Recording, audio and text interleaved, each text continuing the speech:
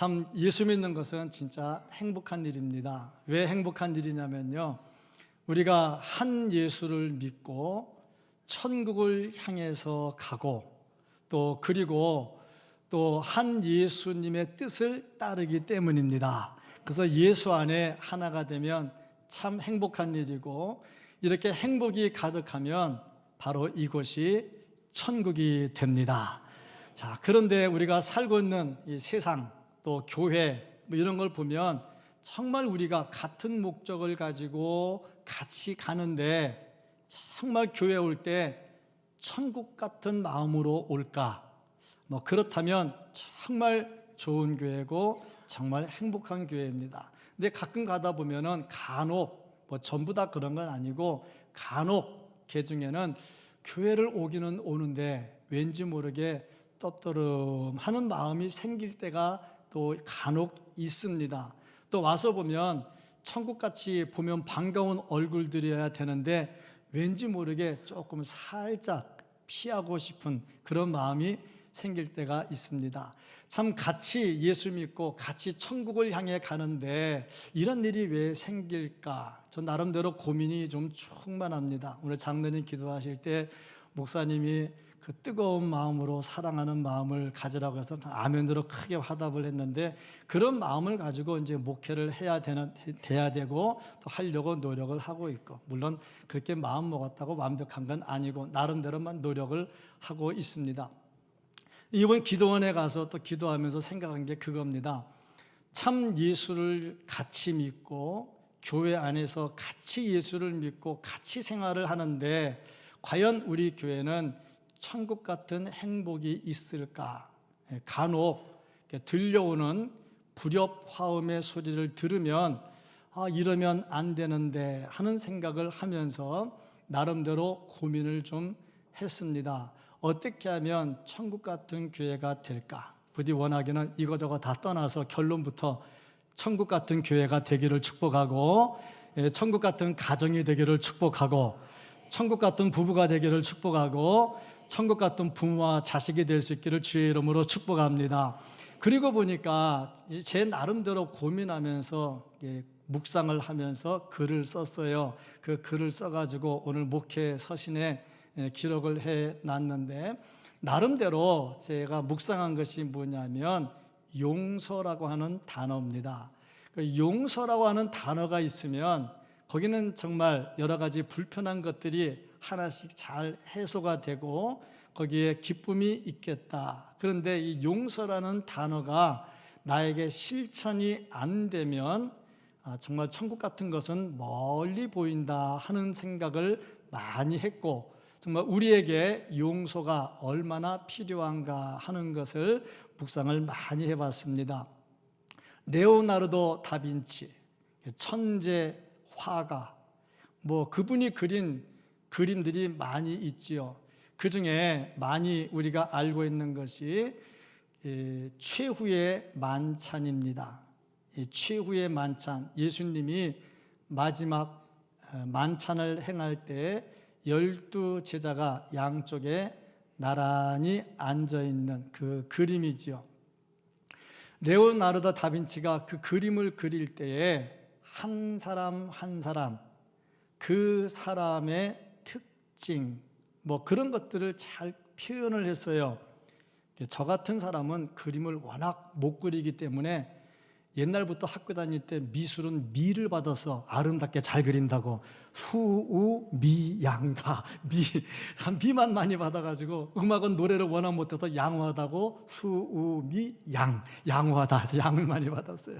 어쨌든 간에 그랬는데, 우리는 그림을 아무리 그려도 이게 화난 그림인지 이게 웃는 그림인지 잘 못 그려요. 이제 이 천재화가 레오나르도 다빈치가 그림을 그리는데 제자들의 얼굴을 하나씩 특징을 살려가면서 잘 그립니다. 그러니까 마지막에 예수님 얼굴을 그리는데 인자한 그 모습을 그려야 되는데 안 되는 거예요. 남들이 볼 때는 참 잘 그렸다 싶은데 자기가 생각할 때 아닌 거야. 예수님의 인자한 모습이 표현이 안 되는 거야. 고민을 하면서 생각을 했어요. 왜 안 될까? 왜 예수님의 그 인자한 모습이 표현이 안 될까? 그리고 나름대로 이제 생각을 한 게 있어요. 그러다가 이제 걸린 게 뭐냐면 돈 때문에 친구하고 싸움에서 속이 많이 상한 게 있는 거예요. 그런 마음을 풀지 않고 예수님의 인자한 모습을 그리려고 하니까 안 그려지는 거죠. 내 마음이 편치가 않는데. 그래서 레오나르도 다빈치가 깨달은 게 있습니다.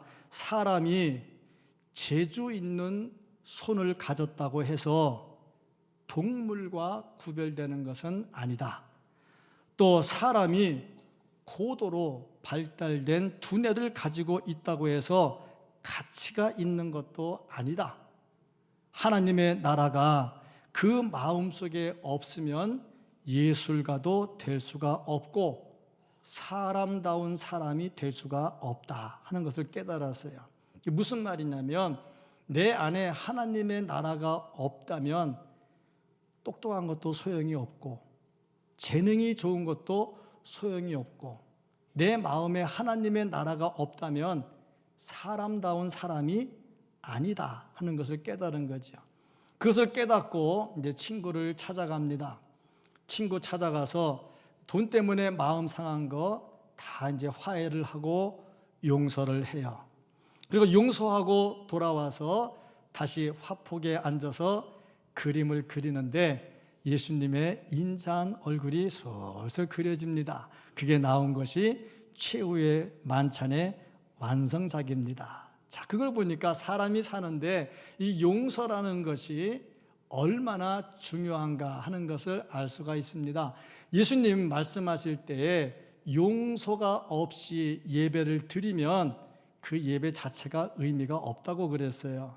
원한을 맺혀가지고 그냥 원한을 갖고 있으면서 예배를 드리는데 그게 무슨 의미가 있겠느냐. 그래서 예수님 말씀하실 때 형제에게 원망 들을 만한 일이 있는 줄로 생각나거든 먼저 가서 사화하고 그 후에 와서 예배를 드리라 그랬거든요. 그래서 아까 다 용서해 준다고 설교 말씀 좀 들어보려고 용서해 준다고. 용서하는 세상 아름다운 세상입니다. 서로 용서하고 살 수 있기를 주의 이름으로 축복합니다.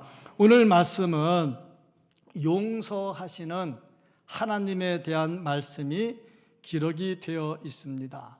그런데 용서라는 단어를 보면 그 앞에 들어가는 말이 꼭 있어요. 용서 앞에는 잘한 게 안 들어가요. 꼭 잘못한 게 들어가요. 너 정말 잘생겼다. 내가 용서해 줄게. 그런 말은 안 하거든요. 너 진짜 교회 봉사 열심히 하는구나. 아주 그냥 뭐 물질도 몸도 시간도 열심히 하는구나. 내가 용서해 줄게. 그건 말이 잘 안 되지요. 그러니까 용서 앞에는 항상 안 좋은 단어가 들어가. 너 말썽 참 많이 부리는구나. 뭐 이렇게 너 진짜 봉사 안 하는구나. 이런 것들이 들어가는데 그래도 내가 용서해 줄게 하고 보니까 하나님께서 용서하시는 하나님이라 할 때 거기에 들어있는 내용이 뭐냐면 죄입니다. 죄. 우리에게 죄가 있다는 거죠. 이 죄에 대해서 하나님께서 용서해 주신다는 겁니다. 그런데 어떻게 용서를 해줄까?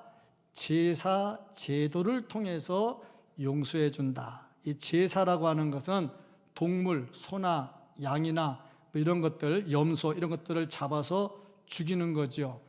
죽이고 그 죽음을 보고 죄를 용서해 준다. 이것은 무슨 의미가 있느냐면 죄의 삭은 사망이다 하는 말씀 그대로 응하기 위해서 죄 지은 자는 반드시 죽어야 되는데 살리는 방법으로 대신 죽이는 거지요. 이것은 나중에 예수 그리스도의 십자가의 대속 제사를 의미하는 하나의 표본이 됩니다. 자, 모든 사람이 죄를 지으면 다 죽인다고 그랬는데 반드시 사망이라고 그랬는데 우리가 죄를 지었음에도 불구하고 죽지 않고 살아 있어요. 왜 그랬을까? 이게 바로 용서가 있기 때문이다. 그런데 이 용서가 제사 제도를 통해서 이루어지더라 하는 겁니다. 그런데 하나님께서 이 말씀을 기록할 때 제사 제도를 통해서 죄를 용서해 주신다 그랬는데 제사 제도를 아주 자세하게 기록을 했어요. 이 자세하게 기록했다는 것은 지키기가 까다롭다는 겁니다.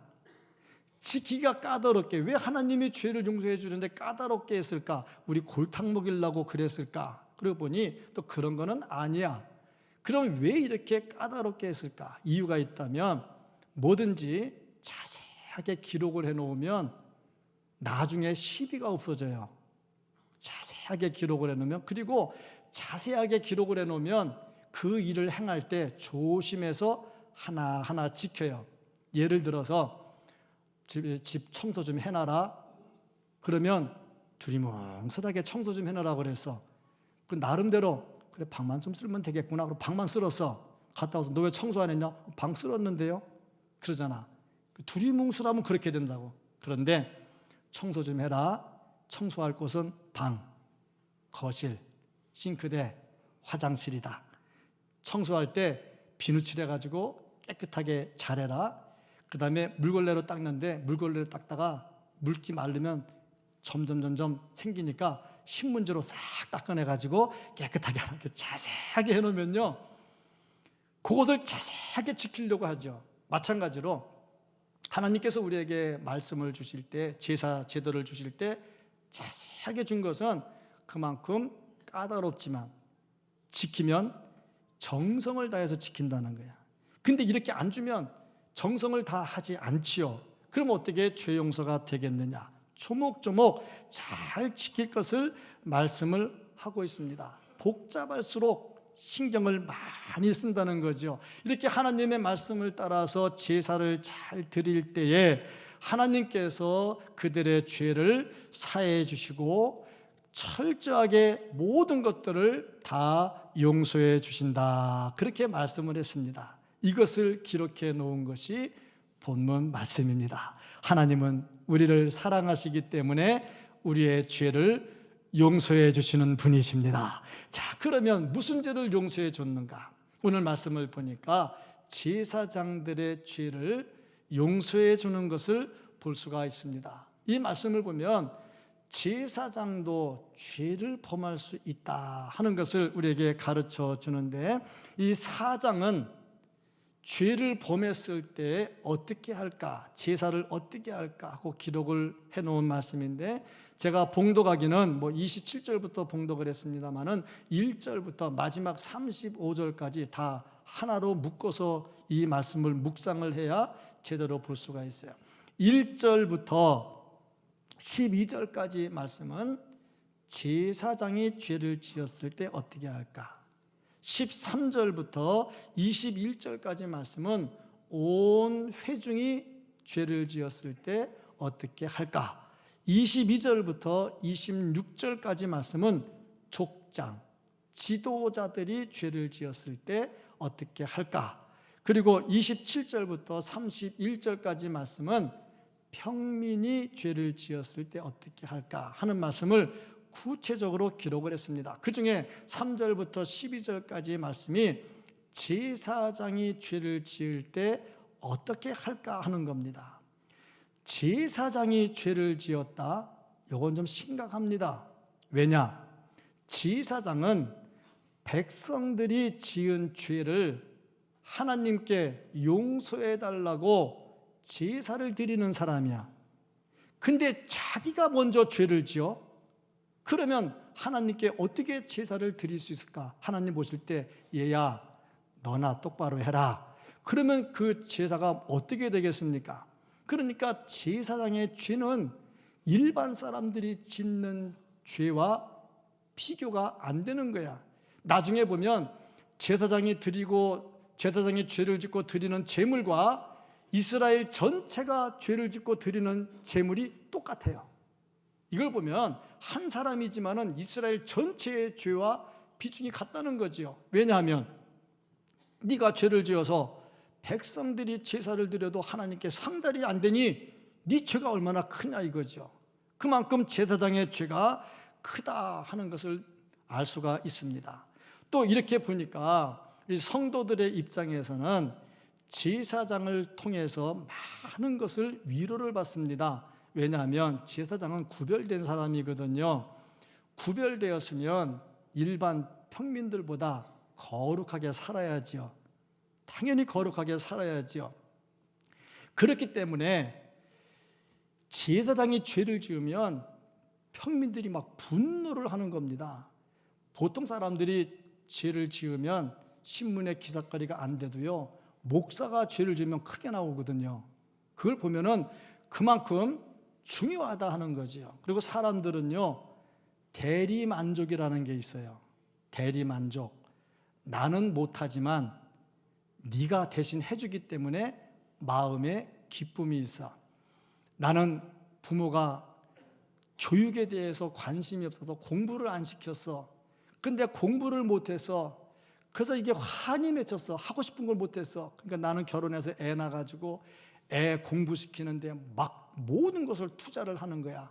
그래서 얘가 공부를 해가지고 대학교 교수가 됐다 그러면 나는 공부를 못했지만 내 아이가 대학교 교수가 된 것으로 만족하면서 내가 대학교 교수가 된 것 같은 기분을 누려. 이게 대리만족이거든요. 성도들에겐 그게 있어요. 나는 못하지만 그래도 목사는 목사니까 좀 그렇게 살았으면 하는 것을 보면서 대리만족을 느낄 수가 있어요.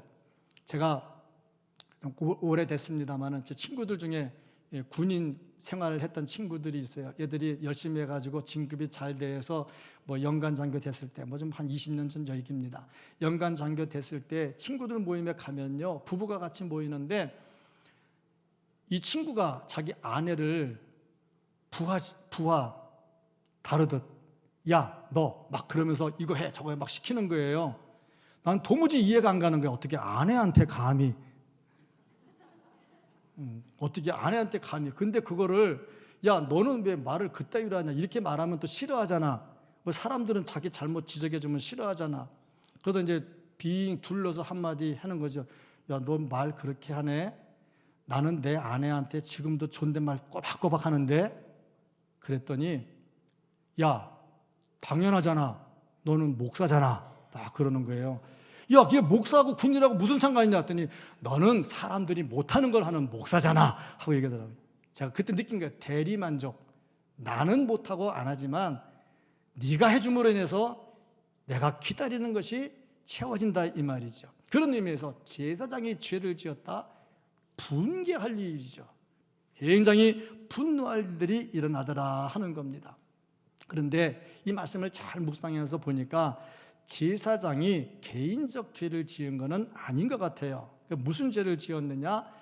공무상 집례하다가 규정을 잘 몰라서 죄를 지었거나, 아니면 하기는 했는데 부주의해서 잘못을 범했거나, 뭐 이런 것은, 어쨌든 중요한 것은 하나님 앞에 죄가 되었다는 겁니다. 이 죄가 되었기 때문에 백성들을 위해서 제사를 드려도 그 제사가 하나님께 상달되지 않더라 하는 겁니다.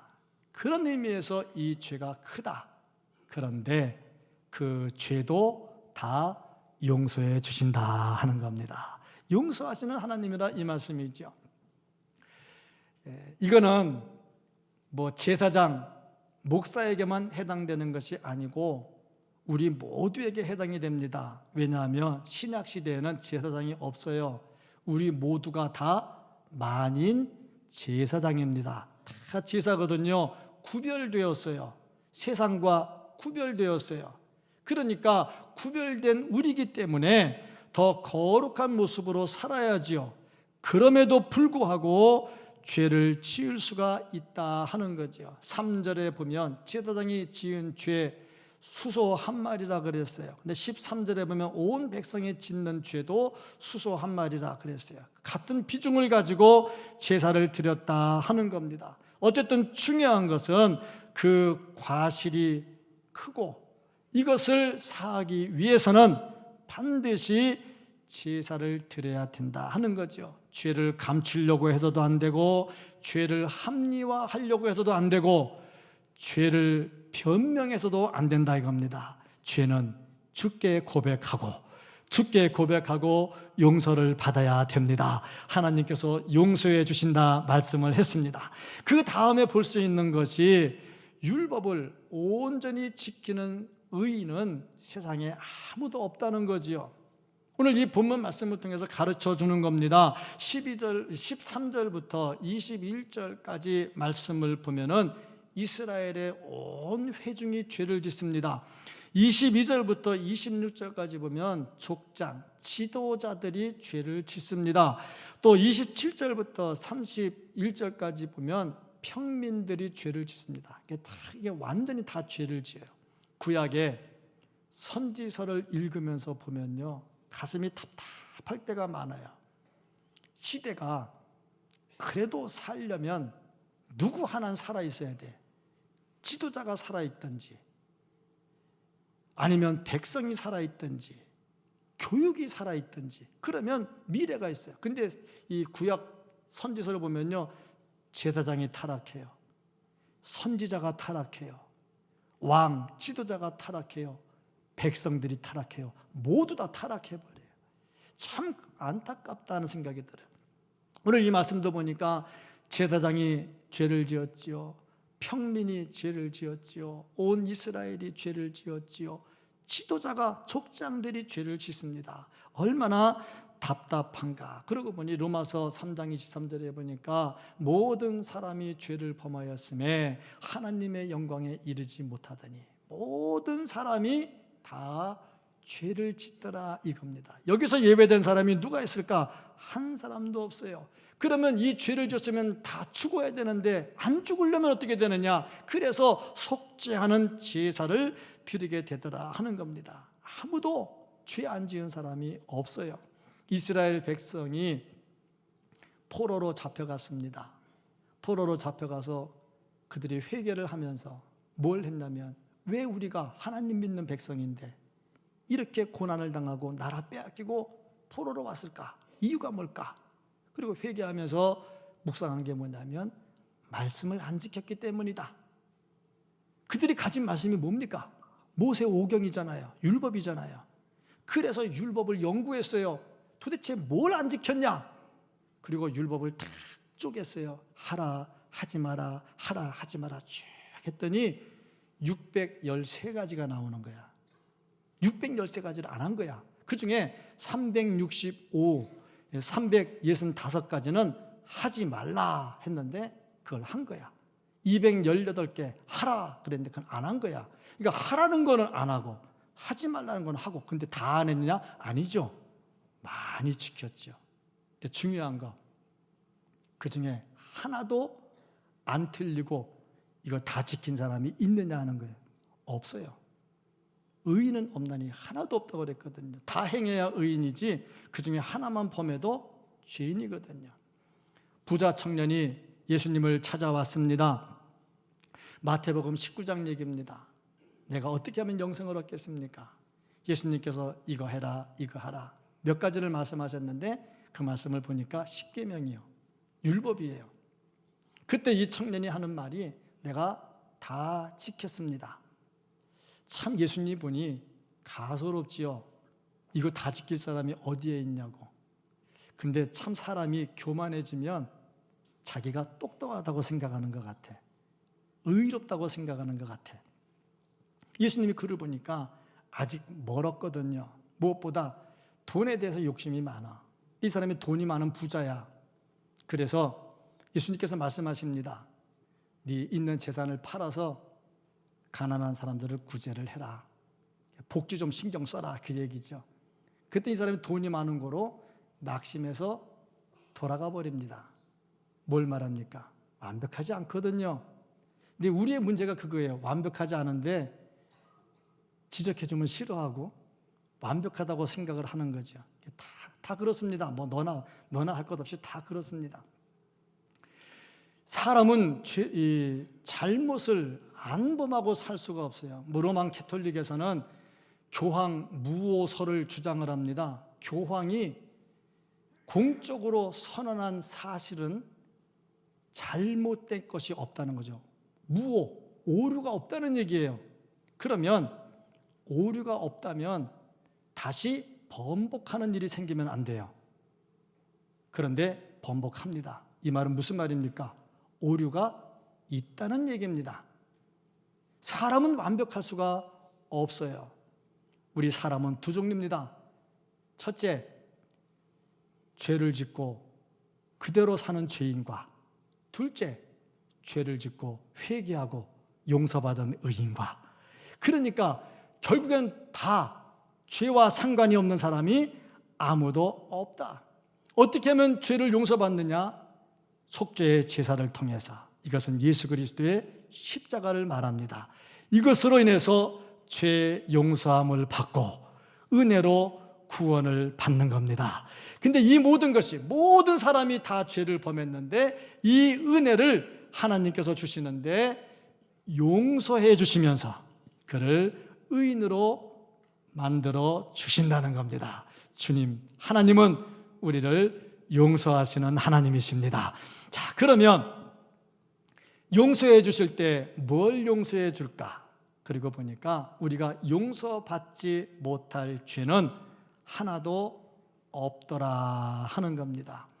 하나님께서 우리에게 율법을 주셨어요. 율법을 주신 건 두 가지입니다. 첫째, 어떻게 행하는 것을 가르쳐 주는 거예요. 둘째, 이거 안 지키면 죄다 하는 것을 가르쳐 주는 거죠. 예를 들어서 빨간 불에는 서세요. 파란 불은 가도 됩니다. 정해줘야 빨간 불에 설지 파란 불에 갈지 알 수는, 정하지 않으면 모르죠. 그러니까 하나님께서 율법을 주신 것은 우리가 신앙생활 잘하려면 이렇게 해야 된다 하고 가르쳐 주는 겁니다. 가이드라인을 쳐주는 거죠. 두 번째는 이거 안 지키면 죄다 하는 것을 가르쳐 주는 거죠. 그래서 이 죄를 지으면 반드시 죽게 된다 하는 것도 가르쳐 줍니다. 그런데 이것을 지키지 않았을 경우에 사망이다 하는데 죽지 않고 살 수 있는 비결을 주시는데 바로 용서라 하는 겁니다. 이 용서는 반드시 죄값으로 죽어야 될 그 사실을 뒤집어 엎는 게 아닙니다. 반드시 죽여야 됩니다. 그래서 동물에게 모든 죄를 뒤집어 씌워서 죽였는데 이게 온전한 게 아니에요. 이건 하나의 상징이고 하나의 표시지 온전한 게 아니에요. 뭘 상징한 거냐? 나중에 죄가 없으신 예수 그리스도께서 우리의 모든 죄를 다 짊어지시고 십자가에 달려 돌아가시면서 죄의 삭슨 사망이라는 죄값을 다 지불을 하고 우리에게 의인으로 만들어 주셨다 하는 거죠. 이것을 우리에게 가르쳐주고 있다 하는 거죠. 이것은 오직 은혜로만 되는 겁니다.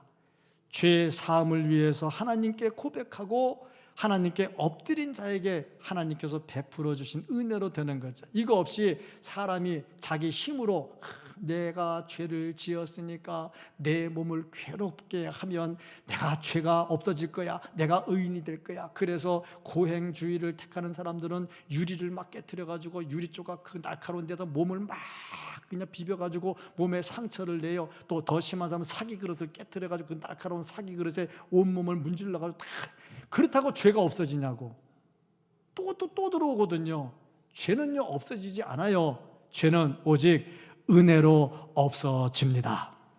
자, 그런데 오늘 말씀에 한 가지 참고적으로 알아야 될 게 뭐냐면 제사장이 죄를 짓고 평민이 죄를 짓고 족장이 죄를 짓고 온 회중이 죄를 짓는데 그 앞에 붙은 단어가 하나가 나와요. 공통적으로 부지중에 하는 단어입니다. 부지중에.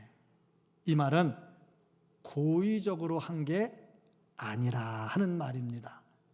고의적으로 했다는 말은 뭐냐? 알고 있으면서도 일부러 막 거부하는 거야. 안 되는 줄 알면서 계속하는 거. 이거는 회개가 아니죠. 진정한 회개는 돌이키고 다시 가지 않는 거죠. 그런데 고의적으로 하는 일들이 있더라. 민수기 15장 30절 31절 말씀 보면 본토인이든지 타국인이든지 고의로 무엇을 범하면, 고의로, 부지중에 아니고 고의로 무엇을 범하면 누구나 여호와를 비방하는 자니. 고의로 범하는 자는 하나님을 비방하는 자입니다. 그의 백성 중에서 끊어질 것이라. 그런 사람은 여호와의 말씀을 멸시하고. 자, 고의로 하는 사람은 어떤 사람이냐? 말씀을 멸시하는 사람입니다. 그리고 그의 명령을 파괴한 사람입니다. 그의 죄악이 자기에게로 돌아가서 온전히 끊어지리라. 고의로 하나님의 말씀을 대항하고 하나님을 거부하고 나오는 자 끊어진다 말씀을 했습니다. 마태복음 12장 31절부터 32절 말씀 보면 그러므로 내가 너희에게 이르노니 사람에 대한 모든 죄와 모독은 사하심을 받되, 사람끼리 한 거는 다 용서해 준다는 거야. 다 용서해 준다는 거야. 그런데 성령을 모독하는 거, 성령을 모독해 사하심을 얻지 못해. 또 누구든지 말로 인자를 거역하면 사하심을 받대. 말로 하다 보면 뭐 잘못할 때도 있죠. 다 용서해 준다는 거예요. 그런데 누구든지 말로 성령을 거역하면, 성령을 거역을 해요, 이 세상과 오는 세상에서도 사하심을 얻지 못하리라. 조금 더 자세하게 설명을 하면 히브리서 6장 4절부터 6절을 봅니다. 한번 빛을 받고 하늘의 은사를 맛보고, 이건 예수 모르는 사람이 아닙니다. 예수 안 믿는 사람이 아닙니다. 예수 믿는 사람입니다. 예수를 고백한 사람이에요. 세례를 받은 사람이에요. 한번 빛을 받고 하늘의 은사를 맛보고 성령에 참여한 바가 되고, 성령에 참여해 성령도 받았어요. 은사도 받았어요. 그런데 하나님의 선한 말씀과 내세의 능력을 맛보고 다 맛봤어요. 다 뭔지 알아요. 그리고 타락한 자들은 다시 새롭게 하여 회개하게 할 수 없나니, 이는 그들이 하나님의 아들을 다시 십자가에 못 박아 드러내놓고 욕되게 함이라. 그런 고의로 성령을 거스리고 고의로 하는 것들은 하나님의 아들을 다시 십자가에 못 박는 거라 그랬어요. 쉽게 얘기할게요. 우리 예수 믿는 사람입니다. 세례 받았습니다. 그러니까 딴짓하면 안 된다 이 말이에요. 아멘. 네, 생명 다할 때까지 주와 함께 살아야지요. 예수 믿는 사람이요, 천국을 사모하는 사람인데 주님 말씀 주시면 주님 말씀 따라가고, 뭐 하다 보면 내가 부족해서 잘못할 때도 있지요. 완벽하지 않은데 어떻게 완벽합니까? 잘못할 때도 있지요. 근데 고의적으로 기회가 주어지는데도 불구하고 자꾸 거부하는 자에 대해서는 하나님께서 이렇게 말씀하시더라 이겁니다. 그런데 그러면 다 용서 안 해주느냐? 그러면 또 말씀이 안 되잖아요. 하나님은 용서하지 못할 죄가 없다. 중요한 건 제물만 드린다고 되는 게 아니라 진정한 회개를 하라 하는 겁니다. 진정한 회개는 하나님의 말씀을 멸시하지 않는 것이고, 진정한 회개는 성령을 거스리지 않는 겁니다. 회개한 자에 대해서 하나님은 모든 죄를 다 용서해 주십니다. 자, 그리고 한 가지를 더 말씀하고 있어요. 언제 이런 일이 일어나느냐? 깨달아야 된다 하는 거지요. 깨달으면 돌이켜 회개하라 하는 거예요. 근데 깨닫는 방법이 두 가지가 있어요. 첫째는 내가 스스로 이러면 안 되는데, 내가 하나님 믿는 사람인데, 내게 말씀이 있는데, 내가 성령이 뭔 줄을 아는데 스스로 깨닫는 사람이 있어요. 두 번째는 옆에서 가르쳐줘요. 본인이 못 깨달으니까 옆에서 가르쳐줘요. 발람 선지자가 못 깨달아요. 그러니까 하나님께서 가르쳐주는데 사람을 통해서 가르쳐주지 않고 나귀를 통해서, 나귀가 말하게 해가지고 가르쳐줘요. 마찬가지로 내가 못 깨달으면 하나님께서 다른 사람을 통해서 가르쳐줄 때가 있어요. 단순히 그 사람이 인간적 말을 할 수도 있어요. 그런 거는 뭐 무시해도 되겠지만 그 입에서 나오는 말이 하나님께서 주시는 말씀일 때도 있단 말이지. 그걸 알아야 되는 거지. 바리새인과 서기관들 예수님이 깨우쳐 줬어요. 근데 못 깨달아요. 왜? 양심이 화인 맞아요. 양심이 화인 맞으면요, 예수님이 가르쳐줘도 못 깨달아요. 스데반이 말씀을 전해서 가르쳐줬어요. 깨닫게 해줬어요. 근데 돌멩이 던져서 스데반을 죽여버렸어요. 그렇습니다. 깨닫지를 못해요. 왜 깨닫지 못하느냐? 교만한 거예요. 자기가 스스로 잘난 겁니다. 예수님보다 잘났지요. 그러니까 예수님을 죽였지요. 스데반보다 잘났지요. 스데반을 죽였지요. 네가 뭘 안다고 돌멩이 던져버리고 십자가에 못 박아 죽여버리고. 깨닫지를 못하는 거예요. 그런데 하나님께 용서받으려면 어떻게 되느냐? 깨달아야 된다. 오늘 말씀에 23절과 28절을 보면 깨달으면 속죄 제사를 드려라, 그렇게 말씀을 하고 있습니다. 변명하려고 하지 말고, 도망가려고 하지 말고, 지워버리려고 하지 말고 하나님께 회개의 자리로 가야 된다 하는 겁니다. 역대하 6장 29절 30절 말씀을 보면 한 사람이나 혹 주의 온 백성 이스라엘이 다 각각 자기의 마음의 재앙과 고통을 깨닫는 겁니다. 왜 이런 일이 있을까? 깨닫는 거죠. 그 다음에 이 성전을 향하여 손을 펴고 무슨 기도나 무슨 간구를 하거든 주는 계신 곳 하늘에서 들으시며 사유하시되, 보세요, 깨닫고 기도하니까 하나님께서 용서해 주셔요. 각 사람의 마음을 아시오니 그의 모든 행위대로 갚으시옵소서. 주만 홀로 사람의 마음을 아심이니이다. 그렇습니다. 깨달으면요 반드시 회개해야 되고요, 회개하면요 하나님께서 용서해 주십니다.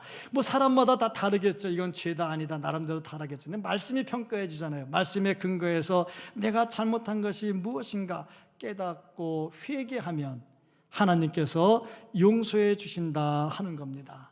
하나님의 사랑 용서 못할 게 없습니다. 예수 그리스도의 십자가 용서하지 못할 죄가 없습니다. 이사야서 1장 18절 말씀을 보면은 여호와께서 말씀하시되 오라 우리가 서로 변론하자. 너희의 죄가 주홍 같을지라도 눈과 같이 희어질 것이요 진홍같이 붉을지라도 양털같이 희게 되리라. 아무리 더럽고 아무리 추해도요 깨끗하게 씻어주신다 하는 겁니다. 요한일서 2장 1절 2절 말씀을 보면요 나의 자녀들아 내가 이것을 너희에게 쓰면 너희로 죄를 범하지 않게 하려 함이라. 만일 누가 죄를 범하여도 아버지 앞에서 우리에게 대언자가 있으니 곧 의로우신 예수 그리스도시라. 그는 우리의 죄를 위한 화목 제물이니 우리만 위할 뿐 아니요 온 세상의 죄를 위하심이라. 주 예수 그리스도께서 화목 제물이 되니까 모든 죄가 다 용서되더라 하는 겁니다. 그래서 우리는 이 용서를 받고 의인이 되어 천국을 향해 가는 구원 열차를 타고 천국을 향해 가는 하나님의 사람들이 된 겁니다. 자, 중요한 겁니다. 그러면 이제 용서받은 우리가 어떻게 해야 될까? 예수님께서 비유로 말씀하시는데 1만 달란트 빚진 자가 용서를 받았어요. 근데 용서받고 나가면서 자기에게 100데나리온 빚진 자를 용서하지 않습니다. 1만 달란트하고요 100데나리온과는 몇만 배 차이가 넘거든요. 그런데 용서하지 않으니까 나중에 왕이 화가 나가지고 내가 용서해 줬는데 네가 그럴 수가 있냐? 너 일로 와. 다시 감옥에 집어넣었다는 거죠. 그러면서 우리에게 예수님이 하신 말씀입니다. 너희가 용서하지 않으면 이와 같다 그랬거든요. 결국에 뭐냐? 우리는 억만 죄악 가운데 하나님께 용서를 받은 자요. 그래서 우리도 서로 용서하며 살아야 된다 하는 겁니다. 부부간에 용서가 안 되면 용서하시고요, 부모 자식 간에 용서가 안 되면 용서하시고요, 성도 간에 용서가 안 되면 용서하시고요. 그래서 서로 용서할 때 그것이 바로 천국이 될 수가 있습니다. 우리의 문제가 있다면 문제가 아니라 용서하지 않는 것과 용서를 빌지 않는 것이다 하는 거죠. 용서를 빌고 서로 용서하면 정말 그것이 천국이 되고 그것이 행복이 될 줄로 믿습니다. 이것을 주께서 우리에게 말씀하십니다. 모든 사람 다 죄를 범했어요. 하나님의 은혜로 십자가에서 죄사함 받지 못할 죄가 없습니다. 용서받은 자로 용서하며 살고 천국을 만들어갈 수 있는 우리 모두가 될 수 있기를 예수님 이름으로 축복합니다. 아멘. 기도하겠습니다.